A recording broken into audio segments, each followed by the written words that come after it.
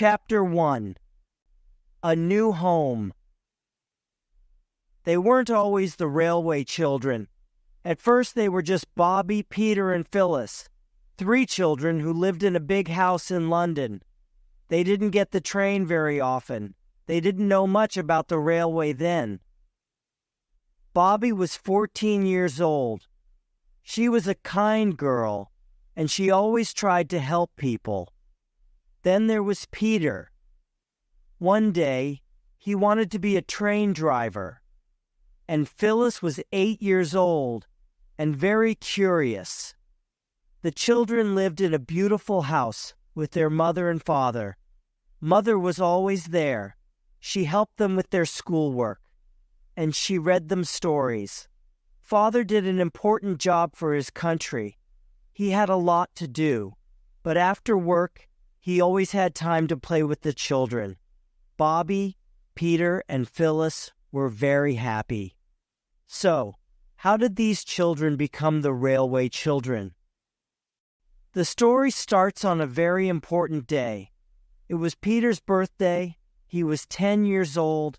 He had a very nice party. There was a lot of good food and nice games to play. But what Peter really wanted was a toy train for his birthday, and that's what he got. It was a beautiful train. He played with it all day. In the evening, Bobbie went into Peter's bedroom. She wanted to say happy birthday again. "Are you playing with your train?" she asked. "No, look, it's broken." Peter tried not to cry.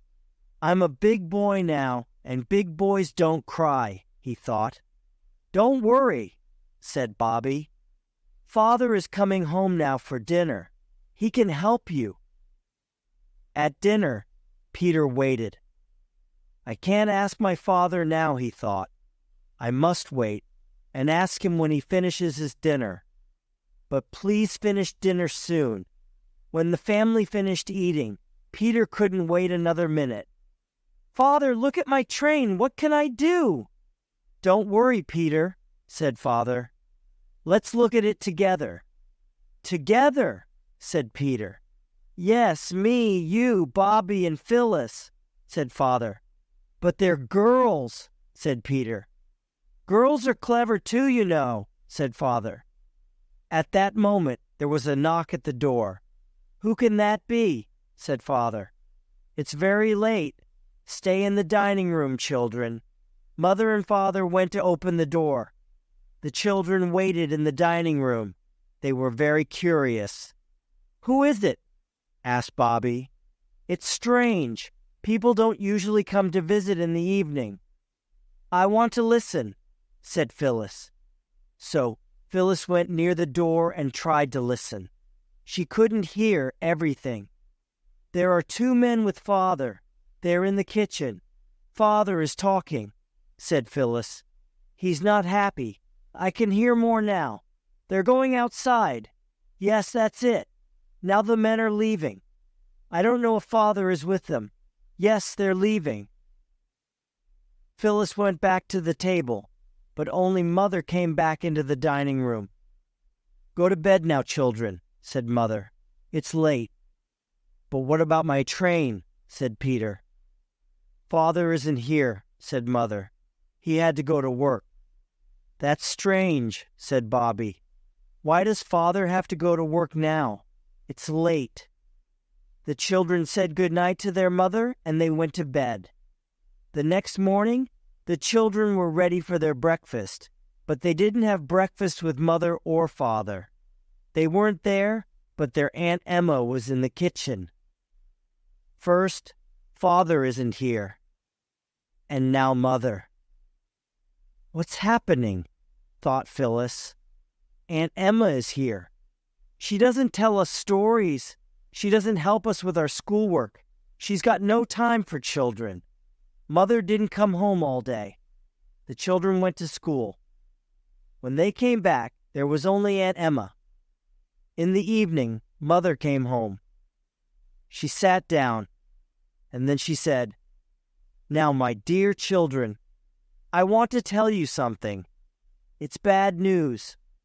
Father can't come back home for a long time. I'm very worried about this, so you must help me. You must be good. Please don't ask me any questions. Don't worry. Everything will be fine in the end." In their bedroom, the children couldn't sleep. "What's happening? Bobbie, can you speak to Mother?" asked Peter. "No, we mustn't ask questions. Mother must have a good reason for not telling us. We promised to be good, remember? It's something about Father's job. We have to wait. We can't do anything now."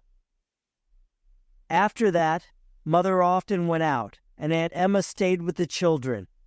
One evening, Mother came home late. She was very tired. "Now, my children," said Mother, "we're leaving this house. We're going to a new house. It's called 3 Chimneys. You'll love it. I know you'll love it. Everything is changing," thought Bobbie.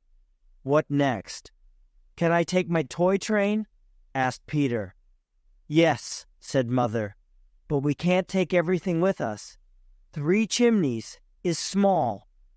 The children were worried. Where was this new house, and how small was it? A week later, they were on the train to begin their new life. At first, the children enjoyed looking out of the train window, but soon they were tired. After many hours, the train arrived. They got off the train and looked around. They couldn't see very much. They were cold, tired, and hungry, and it was very dark. "We have to walk now," said Mother. So they walked. They saw a lot of farms, and then they saw a hill. "Where's the house?" asked Peter. "It's up this hill," said Mother. And so they went up the hill. Then they saw a house. "Look, there it is," said Mother. They opened the door.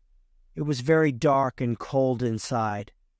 Mother had a candle, so they began to see more and more.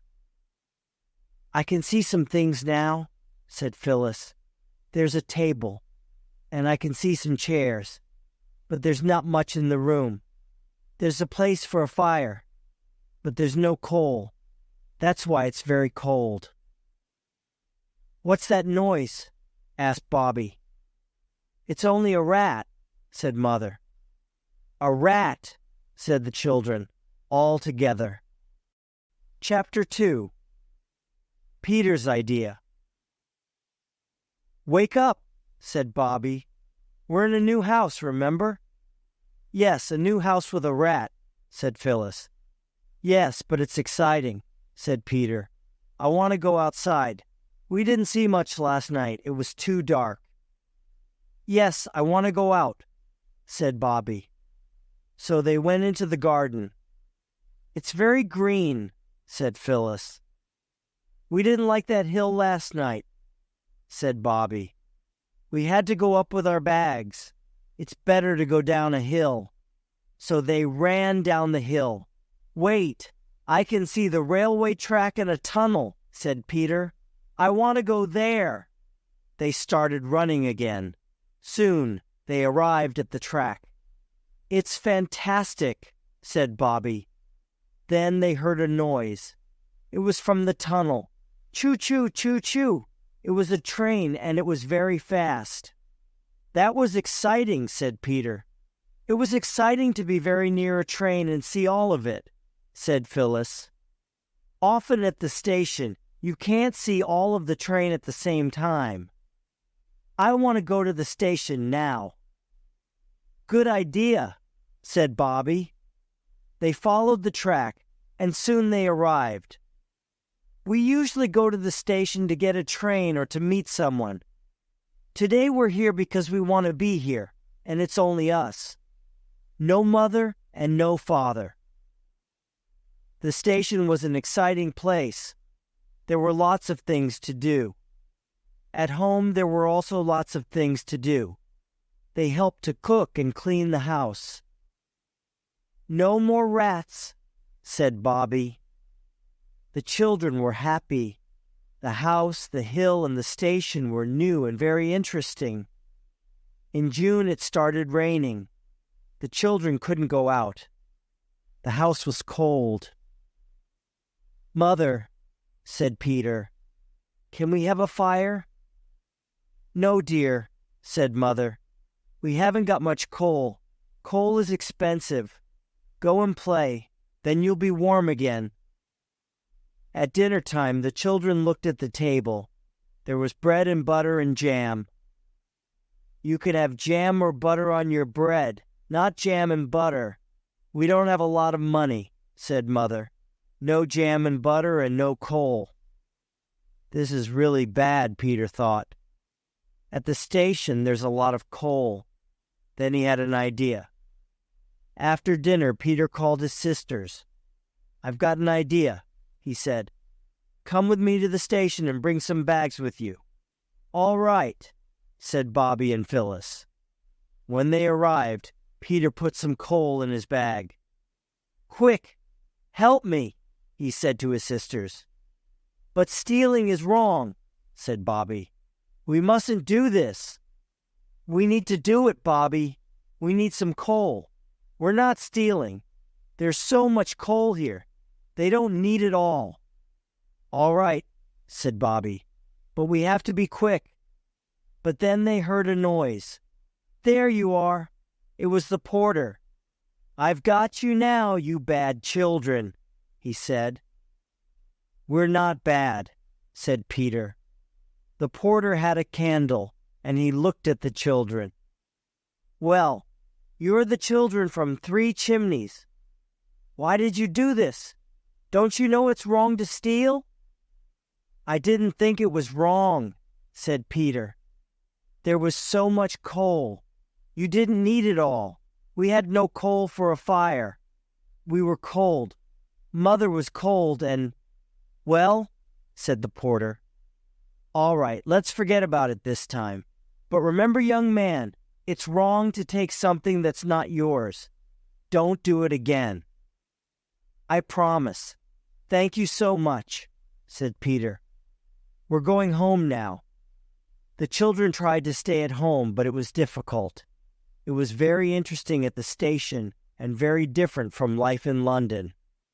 Soon, they decided to go back. "Only to watch the trains. We mustn't do anything bad again," said Bobbie. They went to the station every day, and they learnt all the times of the trains that arrived. The porter's name was Perks. He saw the children every day. "I was wrong about those children," thought Perks. "They're good, and they're really interested in the trains." One morning, the children were near the tunnel. "Maybe the next train is going where Father lives now. I really want to see him again," said Phyllis. "Me too," said Peter. "The 9:15 train is arriving now. We can wave at the passengers." The train went by, and the children started to wave. On this train there was an old gentleman. He had white hair, and he wore a large hat.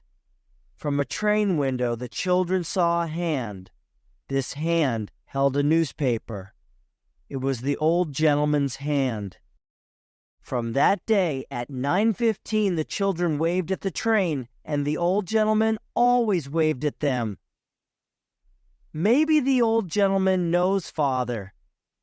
He can tell him that we wave every day," thought Bobbie.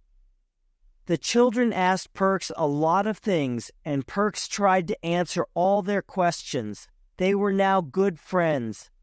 Every day the children went to the station.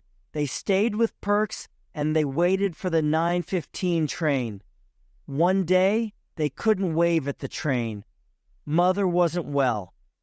She stayed in bed, but in the evening, she didn't feel better. "Let's get the doctor," said Bobbie. "He can help Mother." Soon the doctor arrived. "What is it? What's wrong?" asked Bobbie. "She needs some medicine," said the doctor. "The house must be warm. And she needs some good hot food and a lot of tea. All things that are very expensive, thought Bobbie. We don't have the money. What can we do? Think, Bobbie. Think. That evening, the children took a sheet from their bed. What did they do with the sheet? Wait and see. Chapter 3. The Old Gentleman. At 9:15 the next morning, the old gentleman was on the train. He stopped reading his newspaper. Here's the tunnel. We're near the station, he thought. I can wave at those 3 nice children again. The train came out of the tunnel. He looked out of the window, but he didn't see 3 children. He only saw 1. It was Peter. Peter had a sheet in his hands. There were some words on the sheet. It said, "Look out of the window at the station." The train stopped at the station. The old gentleman looked out of the window. Then he saw Phyllis running to his window. "I thought I was late," she said. Then she gave the old gentleman a letter. Soon the train started again, and he read the letter. "Dear Mr. We don't know your name. Mother is ill. We have to buy some medicine, but we don't have much money. Can you help us? Father isn't here, and we don't know his address. Father will pay you when we see him. Here are the things that Mother needs. Thank you so much." The old man looked at the letter again. Then he smiled. That evening at 6, a big box arrived at 3 Chimneys. The children opened the box. Inside there was some medicine and some other things they needed. There was a letter to the children. "Dear children, here's the medicine. Tell your mother it's from a friend. She'll be better soon. Don't worry." The old gentleman was right. 2 weeks later, the children made another sheet. On this sheet they wrote, "She's better. Thank you for the medicine." When the old man saw it, he smiled and waved at the children again. The train passed, and then Peter said, "Now we have to tell Mother about the old gentleman." The children went home. They told Mother everything, but Mother wasn't very happy. "You mustn't talk to other people about our life. Promise me this." The children promised. They were very sorry. Soon they were happy again. The next day was Bobbie's birthday. On the table there were lots of good things to eat and a birthday cake. Bobbie was very happy. At the end of the party, Peter gave his sister something. "It's the toy train," said Peter. "I know it's my train, but now it's also your train. We can play with it together." "Thank you, Peter," said Bobbie. "You're a good brother. This is a really great day. Thank you, everybody." The next day, Bobbie looked at the train. "It's beautiful," she thought. "Peter's really sad because it's broken, but I know what to do." An hour later, Bobbie was at the station. She waited for the next train, and when it arrived, she got on. "Excuse me, driver, driver, can you help me?" she said, but the driver couldn't hear her. "Please, driver, I've got my brother's toy train and it's broken and—" But then the train left the station. "Help me," said Bobbie. "Stop the train." The driver still couldn't hear Bobbie. Then the driver saw something. There was a little girl. She was very frightened. "What are you doing here?" said the driver. "You can't stay here. It's dangerous." "I'm sorry," said Bobbie. "I've got this toy train. It's my brother's and it's broken. Can you help me? It's really important." The driver looked at the toy train. Then he looked at Bobbie. She's only a little girl, he thought. "Well," said the driver, "I can try. I have a friend. Maybe he can help me, but first we have to take you home." At the next station, Bobbie got off the train. The driver helped her to get another train for her town. "Well, Bobbie," said the driver, "I know where you live. I promise to try and help you with your brother's toy train. What an interesting day. Now I can do something nice for my brother," she thought. 2 days later, her brother had a very big surprise. "Peter, come to the station with me," said Bobbie. "Why?" asked Peter. "Because I want you to meet someone. It's a surprise," said Bobbie. Bobbie and Peter went to the station. At the station, there was a man on the platform. "Hello, Peter," said the man. "I'm a train driver. I know you want to be a train driver one day. Your sister told me. I have something for you." Then the driver gave Peter his toy train. Peter took the train. "I can't believe it. A real train driver.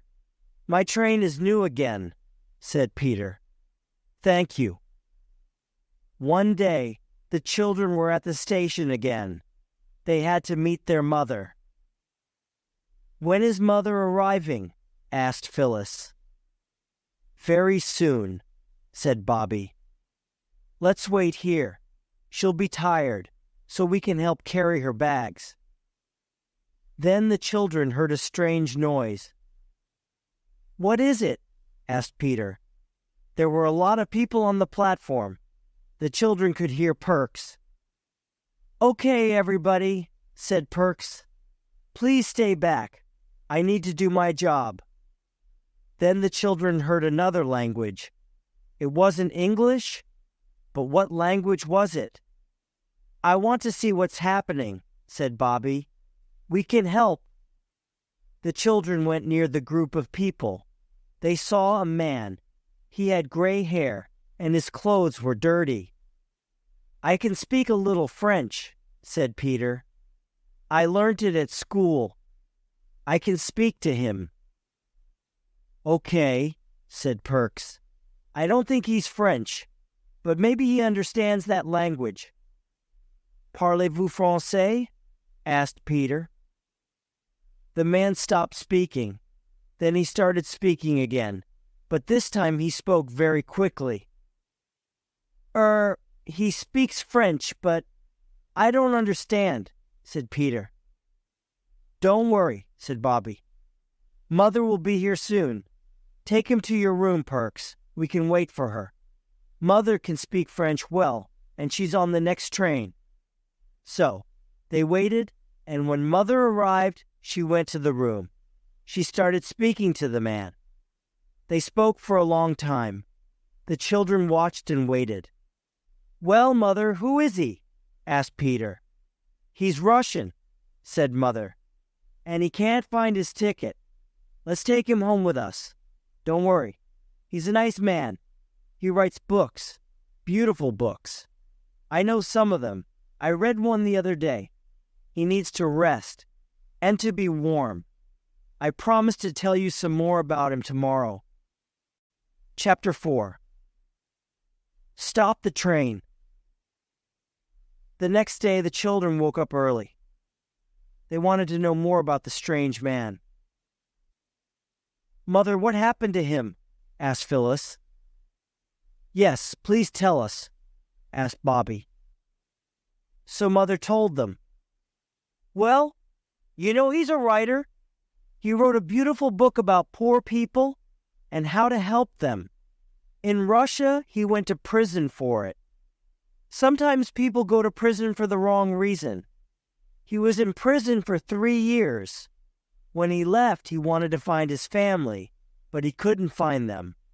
He left Russia, and now he's looking for his family here." "Oh, that's very sad," said Bobbie. "Yes, it is," said Mother. "Just think, he wasn't guilty of anything." The next day, the Russian man was better. The children stayed at home for 3 days. They wanted to help him. After 3 days, they also wanted something else. They really wanted to go to the railway again. "We can go and find some fruit for him. That will be a nice surprise," said Bobbie. "Yes," said Peter. "There's lots of fruit near the tunnel." They went down the hill. When they were near the tunnel, Peter was very happy. "We can watch the trains and we can work at the same time," he said. Then the children heard a noise. It was a very big tree. Look at that tree, it's falling," said Bobbie. Then the tree fell on the track. "Oh no," said Bobbie. "This is very dangerous. A train is coming soon, and the tree is on the track." "What can we do?" asked Peter. "The 11:29 train is arriving soon. We have to go to the station to tell somebody." "There's no time," said Bobbie. "It's 11 o'clock. "We need something red," said Peter. "Then we can use it to wave at the train before it arrives here. Phyllis, Bobbie, our coats are red. We can use them." "Good idea," said Bobbie and Phyllis. The children waited at the other end of the tunnel. Soon they heard a noise. "It's coming! It's coming!" said Peter. The children waved their coats at the train. "The driver can't see us," said Bobbie. The train was near, and it was fast. "It's not stopping," said Bobbie. "I'm going on the track, then the driver can see me." "No, Bobbie, it's too dangerous," said Phyllis. But it was too late. Bobbie was on the track. "Stop, stop, stop," said Bobbie. The train was very close now. Then the train slowly stopped just in front of poor Bobbie. The driver got off the train. Peter and Phyllis ran to the driver to tell him about the tree. "There's a tree on the track at the other end of the tunnel," said Peter. "Well, if it's true, you three children are heroes," said the driver. "But what about the girl on the track?" Bobbie was still there. She was very frightened. "We have to take her home, poor girl." Soon everybody knew about the tree on the track. The children went back to the station. Everybody smiled and waved at them. They were not just the railway children now. They were the heroes from Three Chimneys. A few days later, a letter arrived. "Dear Sir and Ladies, we want to thank you, and the people on that train want to thank you. You children are heroes. We're having a party for you at 3 o'clock on the 30th of this month." The children wrote a letter. "Thank you very much. We were very happy to help. It's very nice of you to have a party for us. See you there." The children washed their best clothes, and they waited for the day. "I'm very excited," said Peter. "Me too," said Phyllis. The day arrived, and they went to the party. It was at the station. There were flowers, a lot of food, and a lot of people. Lots of people came to thank the children. "I was on that train," said one man. "Thank you." "You are heroes," said another man. The children looked for one special person. There he was, the old gentleman from the 9:15 train. He stood in front of the people. Then he started to speak. "I'd like to give something to these special children," he said. "They did a great thing. Bobbie, Peter, and Phyllis, you're the heroes from Three Chimneys, and we're all very happy to know you." Then he gave each of the children a watch, a beautiful gold watch. "Peter, say something," said Bobbie. You're very kind," said Peter. "It was nothing really. It was very exciting. Well, what I want to say is, thank you very much. It was a great party. The children enjoyed every minute of this special day. They were ready to go home. Then Bobbie had an idea. She spoke to the old gentleman. "I want to ask you something," she said. Then Bobbie told him about the Russian man. "Where are his wife and children? He's very sad. Maybe you can find some information to help him. You're so clever." "What's his name?" asked the old gentleman. Bobbie wrote the name on a piece of paper. The old gentleman looked at the name. "I know one of his books," he said. "I read it 2 or 3 years ago. I'm very happy you asked me about him. I know a lot of Russians in London. Every Russian knows his name. I can try to get some information. Now, tell me about you." So Bobbie told the old gentleman about London, and about 3 chimneys, and about many other things. 10 days later, the children heard a knock at the door. It was the old gentleman. "Hello," he said. "I have some good news. I know where the Russian man's wife and children are. Can I speak to him?" Yes, that's wonderful. I'm so happy," said Bobbie. The children were very curious. They waited and watched. They watched the old gentleman speaking to the Russian. Then they saw the Russian man put his hands on his face. At first he cried, but then he smiled. He smiled for a long time. "Well," said Bobbie, "I'm so happy that his story has a happy ending." Chapter 5. The Big Secret. One day Bobbie made some tea for her mother. "Thank you," said Mother. "Bobbie, do you think that Peter and Phyllis are forgetting their father?" "No," said Bobbie. "Why?" "Because they don't talk about him now," said Mother. "We talk about him when you're not here. When you're at home, we don't say anything. We don't want you to be sad," said Bobbie. "Bobbie," said Mother, "something bad happened to us, to Father, when we left London. It's true. I'm very sad when I think of it. But you must never, never forget him." "Of course not, Mother," said Bobbie. "Good," said Mother. "Your father can come home soon. Please don't speak to your brother and sister about our conversation." "I promise," said Bobbie. That evening, Mother told the children a story. She told them about their father when he was young. The story was very funny, and the children enjoyed it. "We must help Mother," thought Bobbie. "We mustn't ask too many questions because she gets sad. Where is Father? Where can he be?" Bobbie was very worried. Soon she had something different to think about. The next day Peter was ill. The doctor came to 3 chimneys. Peter had to stay in bed for a week. A week for a 10-year-old boy is a very long time. Peter didn't know what to do. Bobbie was sad for her brother.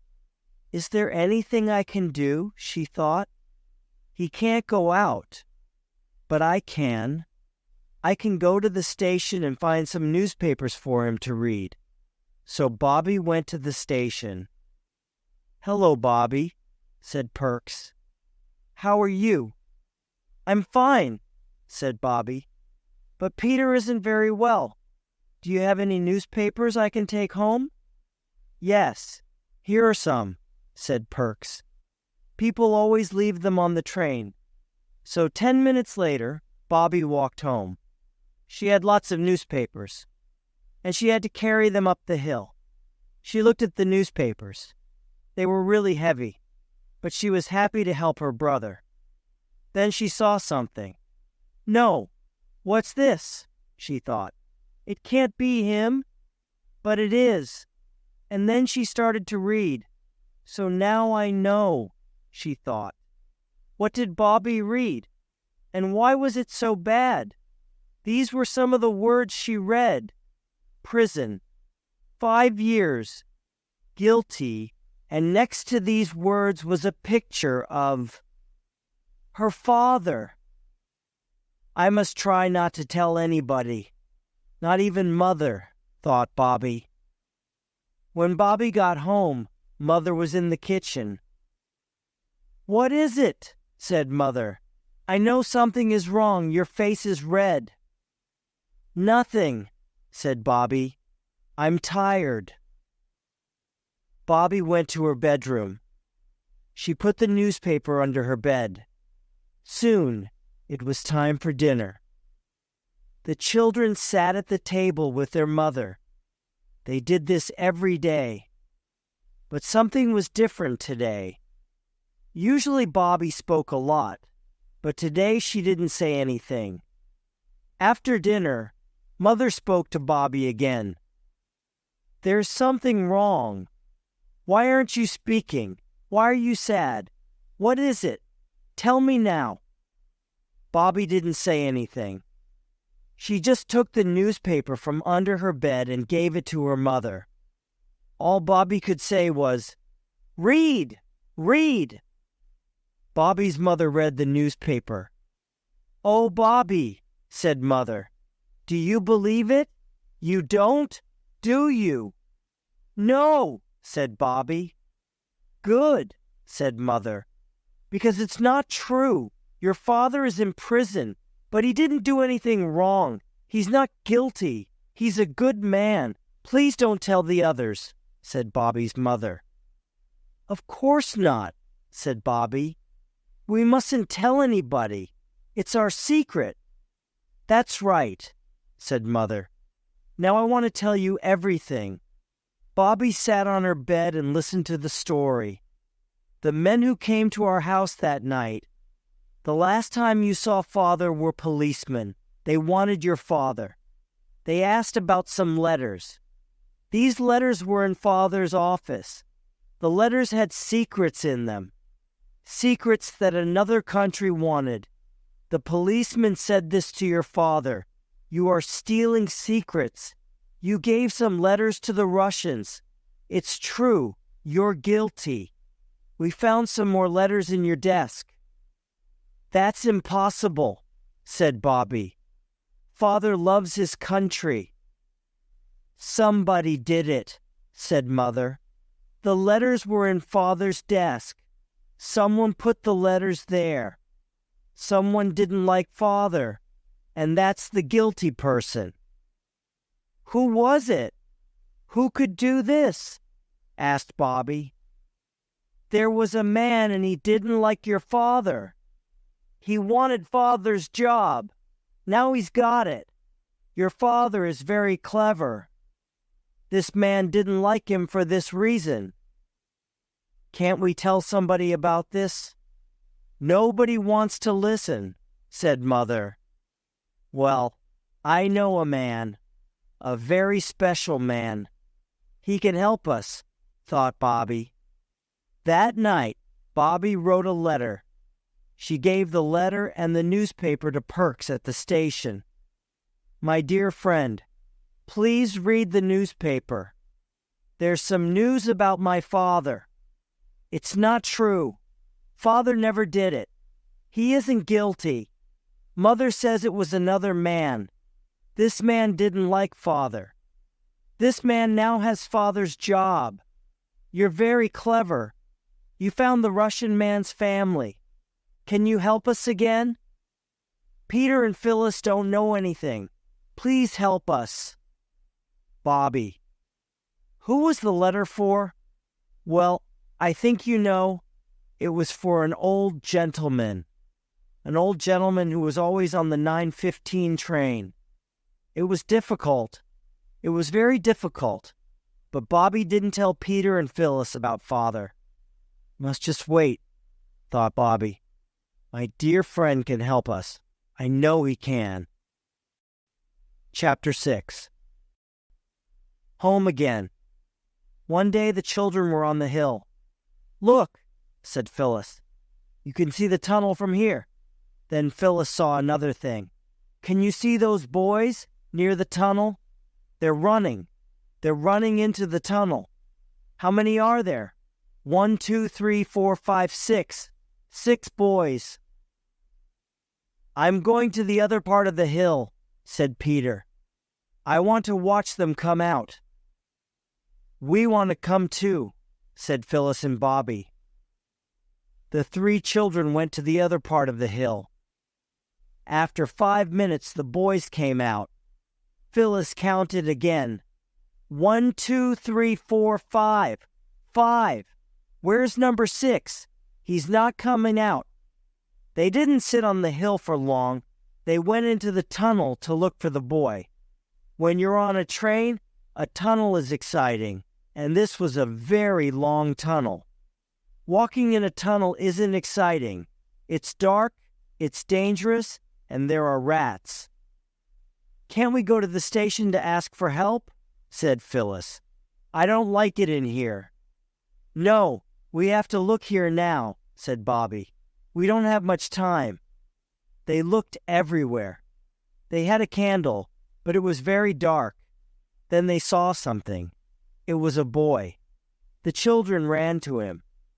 Is he sleeping? Asked Phyllis. I don't know, said Peter. Speak to us. Say something. Wake up, said Peter. At that moment, the boy woke up. Who are you? He asked. We're from 3 Chimneys, said Bobbie. We're here to help. My leg. I can't walk, said the boy. Try, said Peter. I can't, said the boy. I have to sit down. I want to stay with him, said Bobbie. I have the candle. Go and find someone who can help before a train comes. Be quick. Remember, we only have 1 candle. Peter and Phyllis left. Bobbie and the boy were alone. My name's Jim. Thank you for helping me. You're a hero. That's okay, said Bobbie. Peter and Phyllis came out of the tunnel. That wasn't easy, said Peter. We have to find some help. Phyllis looked around. Look, said Phyllis. I can see a farm. Good. Run now, said Peter. They ran and soon arrived at a house. They knocked on the door and they heard a noise. There were people inside the house. The people went into the tunnel with Peter and Phyllis to get Bobbie and Jim. Then they took Jim to 3 Chimneys. Mother was very surprised. Mother, said Bobbie, we have a boy. We found him in the tunnel. Let's get the doctor, said Mother. The doctor arrived and the children waited. He isn't too bad, said the doctor. He needs to rest. He must stay here for 3 weeks and he mustn't go out. Peter was happy.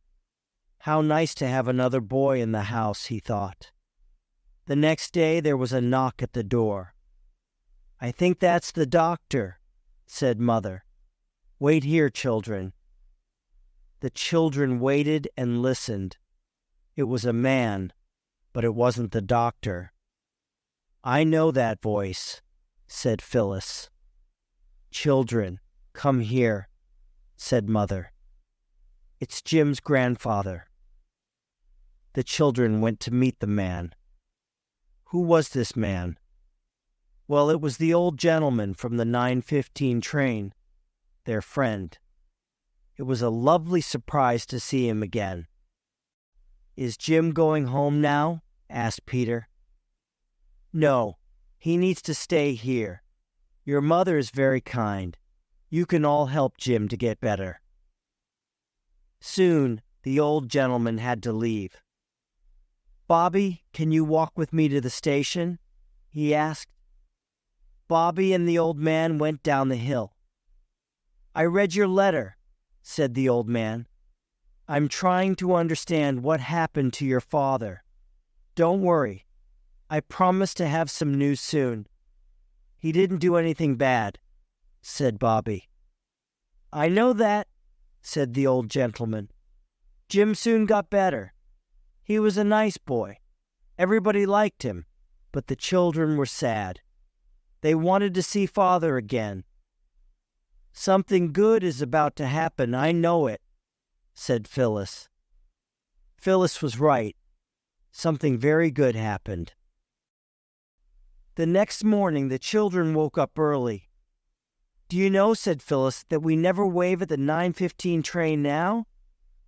"You're right," said Bobbie. "We can go this morning if you want." "Yes, good idea," said Peter and Phyllis. Soon they were near the tunnel, ready to wave. The train went by and the old gentleman waved. That was normal. He always did that, but this time something was different. Everybody on the train waved, and all of them had a newspaper in their hand. "Well," said Bobbie. "Well," said Peter. "Well," said Phyllis. "What does this mean?" The children didn't know. They had to go home. They had their schoolwork to do. But Bobbie couldn't read or write anything. She thought about the train. "Mother, can I go for a walk? I don't want to study today. I want to be alone." Bobbie went into the garden, but she couldn't stay there. Something was strange. She had to go to the station now. When she arrived, she saw Perks. "Hello, Perks," she said. "Hello, Bobbie," said Perks. He had a newspaper in his hand, too. "Why does everybody have a newspaper?" thought Bobbie. "I'm very happy for you on this important day," said Perks. "Why is it important?" asked Bobbie. "But don't you know?" asked Perks. "It's in the newspaper." "What's in the newspaper?" asked Bobbie. At that moment, the 11:54 train arrived. Perks went to the platform. "What's happening today?" thought Bobbie. Only 3 people got off the 11:54 train. On the platform, there was a young woman and a young man, and the other person was, well, you know, don't you? "Oh, Daddy, my Daddy," was all you could hear. All you could see was a tall, slim man with a little girl in his arms. "I knew it, said Bobbie. Bobbie and her father went home. "Did your mother read my letter? Did she read the newspaper?" "No, she doesn't know anything," said Bobbie. "Go inside the house alone," said Father. "Tell her that I'm home and that the other man did those bad things. It wasn't me. This is all thanks to the old gentleman on the 9:15 train." Bobbie went inside and Father waited. After 5 minutes, he knocked on the door to come back home to the family he loved very much.